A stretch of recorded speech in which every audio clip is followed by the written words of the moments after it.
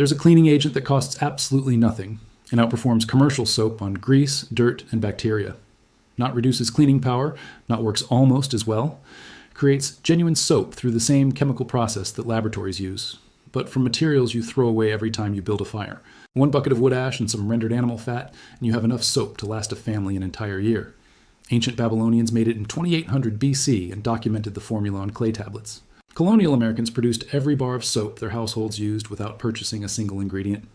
World War II families manufactured their own cleaning supplies when commercial products disappeared from shelves. The chemistry is called saponification, the conversion of fats and alkali into soap molecules, and it happens whether you're in a modern factory or standing in your backyard with a pot of ash water. No petrochemicals, no synthetic fragrances, no plastic packaging, no corporate supply chain. $0 worth of fireplace waste and kitchen scraps transformed through chemistry that's been proven for 4,000 years. Then, someone in a corporate boardroom did the math. The global soap and detergent industry generates over $200 billion a year. Laundry detergent, dish soap, hand soap, body wash, shampoo. All of it depends on you believing that cleanliness requires manufactured products purchased continuously from stores. A soap-making method that uses free raw materials and produces a year's supply in one afternoon is not a consumer convenience to promote. It's a revenue stream to eliminate. They didn't stop using it because it failed. They stopped teaching it because it worked too well. This is the story of wood ash soap, the cleaning agent that built civilizations and the industry buried beneath marketing budgets and synthetic substitutes. Welcome to Forbidden Camping.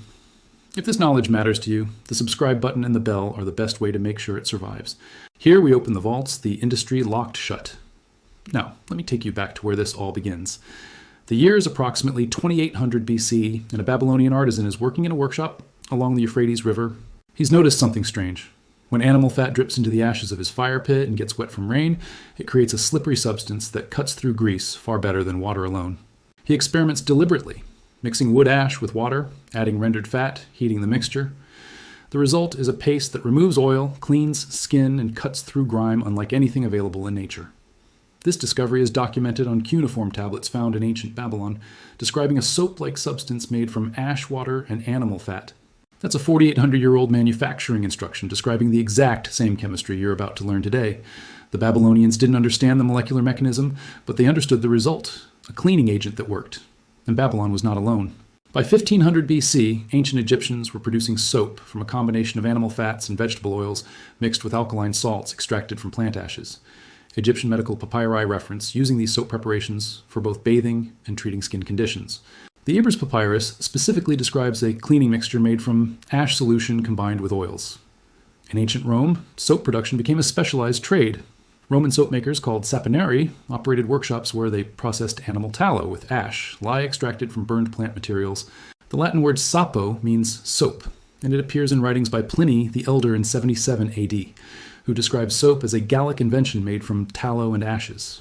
By the Middle Ages, European households produced soap as a routine domestic task, the same way they baked bread or churned butter. Housewives would save wood ashes from the fireplace, collect animal fat from butchering, and dedicate one day each season to soap making.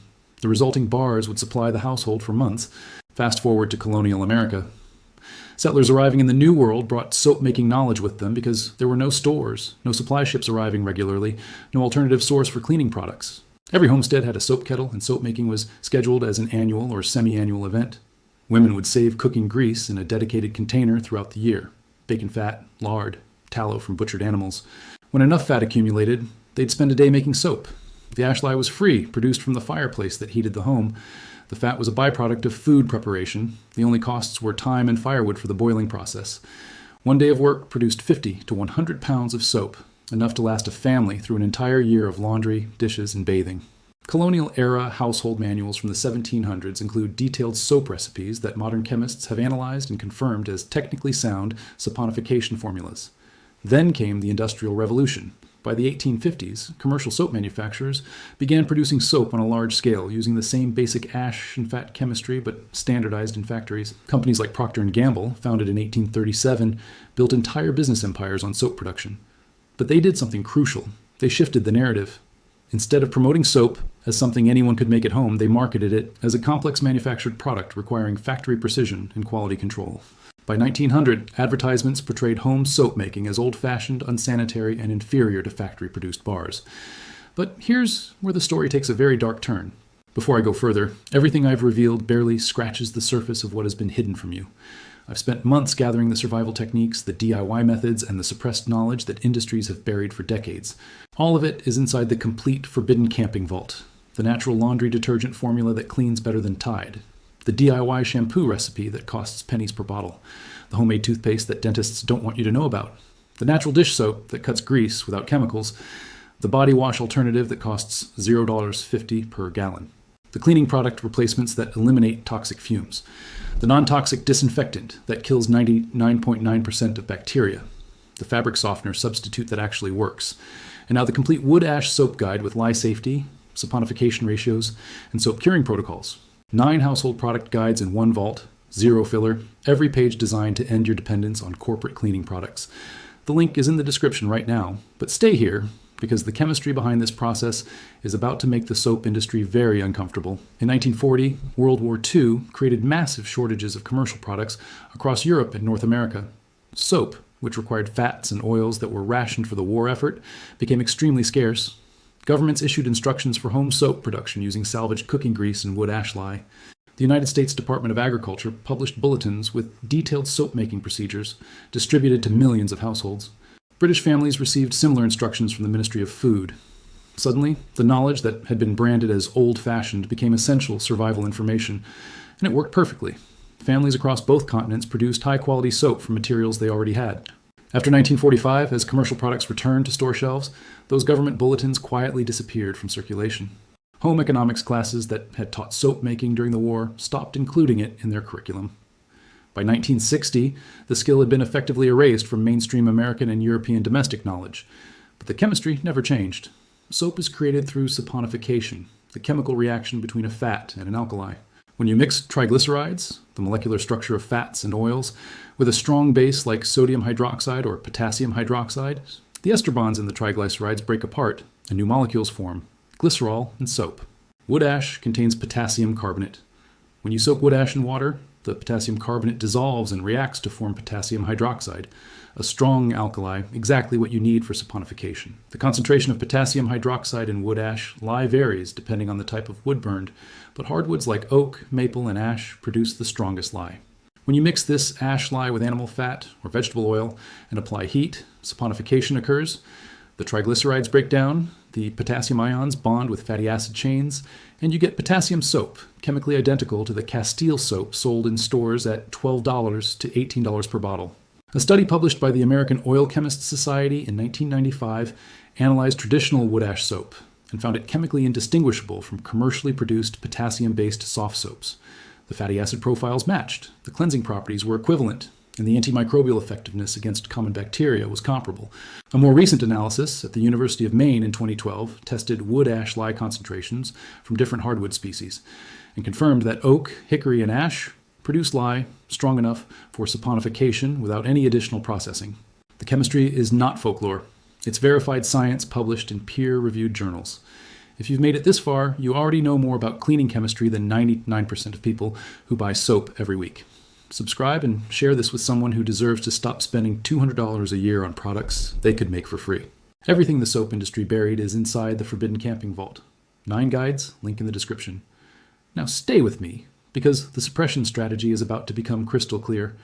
The modern soap and detergent industry operates on a principle of brand differentiation and planned obsolescence. Every product is marketed as solving a specific problem. Dish soap for dishes, laundry detergent for laundry, hand soap for hands, body wash for bathing, shampoo for hair.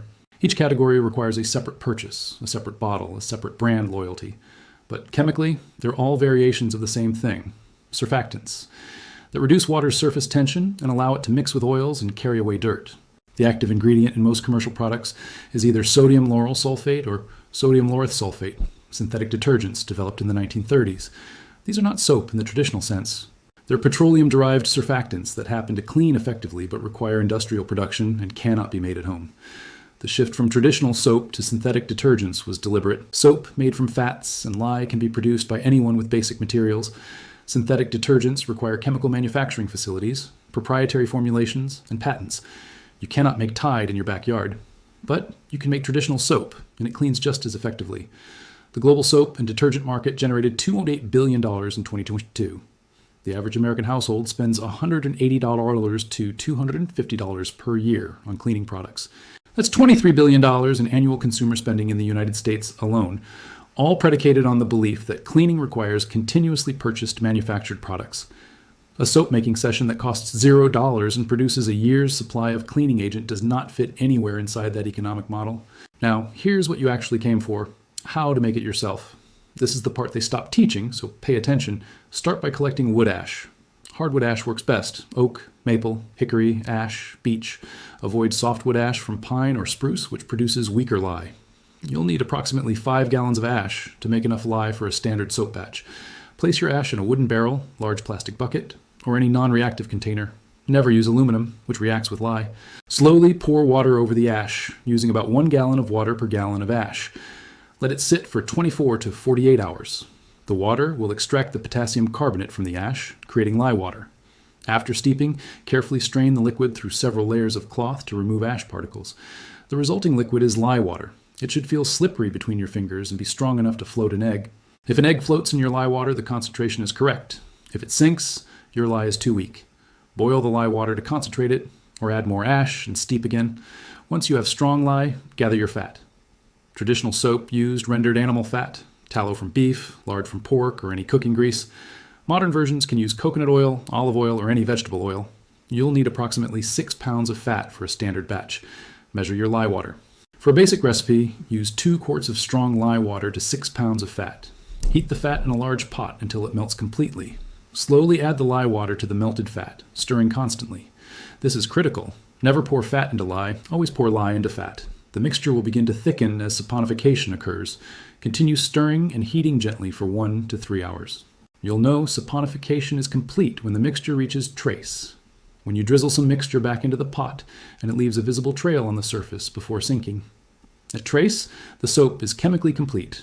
Pour it into molds. Wooden boxes lined with cloth, plastic containers, or any non-reactive vessel. Let it cool and harden for 24 to 48 hours. Once firm, cut it into bars. The soap needs to cure for 2 to 4 weeks in a dry location to allow excess water to evaporate and the saponification process to complete fully. After curing, you have genuine soap. It will be soft soap if you used wood ash lye, potassium-based, which is perfect for liquid applications. Dissolve it in water for laundry detergent, dish soap, or all-purpose cleaner. For harder bars, you can add salt to the mixture before molding, which causes the soap to firm up. A homesteader in Vermont made her first batch of wood ash soap in 2017 and documented the process. She used ash from her wood stove, cooking grease she'd been saving, and followed traditional colonial-era ratios. The resulting soap cleaned laundry, dishes, and worked as hand soap. She sent a sample to a laboratory for testing. The analysis confirmed it was genuine soap with fatty acid profiles matching commercial Castile soap. Cleaning effectiveness tests showed it removed grease and bacteria as effectively as name-brand products. Total material cost, $0.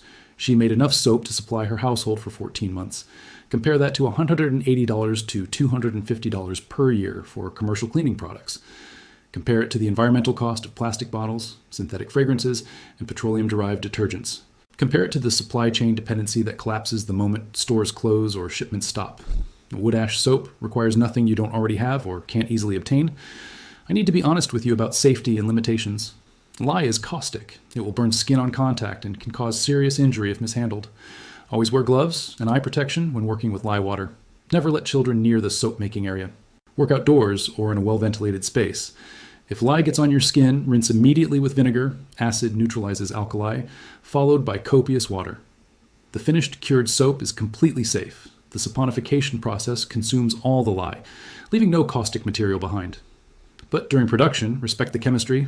Wood ash soap won't produce the foamy lather that synthetic detergents create. That's not a flaw. Lather doesn't clean, surfactant action does. The soap works perfectly well without bubbles, and soft soap made with potassium lye will remain somewhat fluid. That's normal for traditional soap. It's actually more versatile in liquid form for multiple applications. But for the vast majority of cleaning tasks, laundry, dishes, bathing, floors, general household cleaning, wood ash soap is proven, effective, and has 4,000 years of continuous human use as verification.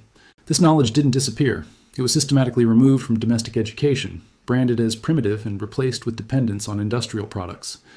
Every civilization that needed cleaning agents before factories existed understood this fundamental truth. Babylonian artisans knew it, mixing ash and tallow in clay pots in 2800 BC. Egyptian healers knew it, combining ash solution with oils for medicinal cleaning. Roman soap makers knew it, establishing an entire trade around ash lye and animal fats. Medieval European housewives knew it, scheduling soap-making days with the same regularity as harvest. Colonial American families knew it, producing every bar of soap they used without purchasing a single ingredient. World War II households knew it, making soap from salvaged grease and fireplace ash when commercial products vanished. Your great-grandmother probably knew it, keeping a jar of wood ash in the cellar and a kettle for soap day. $200 billion in annual soap and detergent revenue depends on you never making that connection. $23 billion in American consumer spending depends on you believing that cleanliness requires perpetual purchasing. $12 bottles of Castile soap depend on you never learning. You can make the same product from materials you currently throw away. But this knowledge didn't die. It was waiting. Waiting in Babylonian cuneiform tablets describing ash and fat mixtures. Waiting in Roman workshop ruins with soap-making equipment intact.